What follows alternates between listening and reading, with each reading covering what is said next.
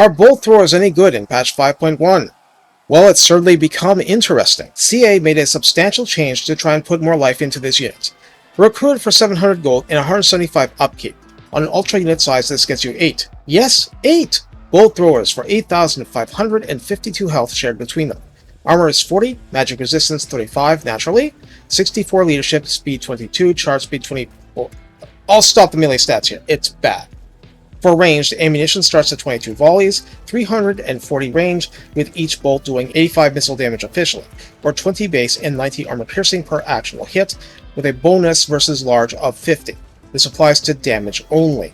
So the thrower is doing nearly 50% bonus damage against large targets, such as cavalry, trolls, and so on. One shot per thrower per volley.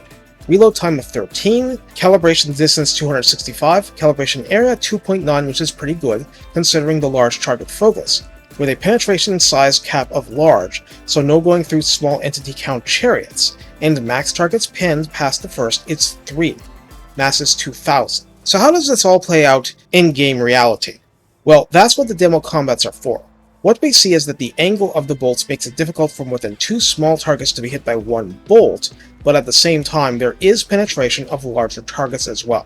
The damage is not spectacular, but it is functional, and the unit is not literally worthless against goblin archers or orc infantry, as we would hope, because we don't want it to be worthless. By the same token, that's not how the unit is meant to be used.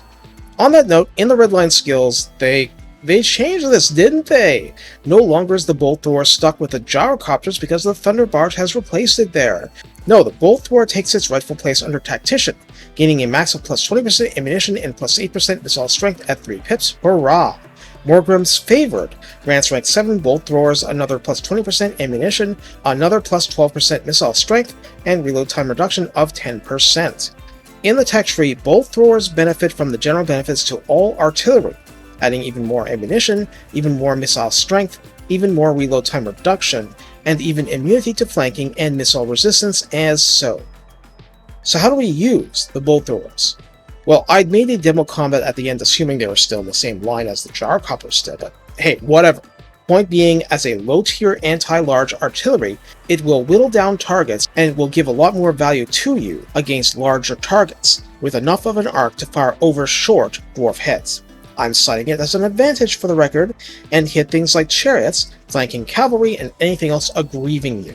I wouldn't trust it to fell dragons, but at least it'll help. I definitely want to use the bolt thrower as a force multiplier for other ranged units like thunderers, or at least quarrelers, giving you an anti-armor, anti-large nail gun intended to perforate the perturbing foe. At that, I think the bolt thrower is acceptable for its cost in this form without being overpowered by overperforming against infantry blobs.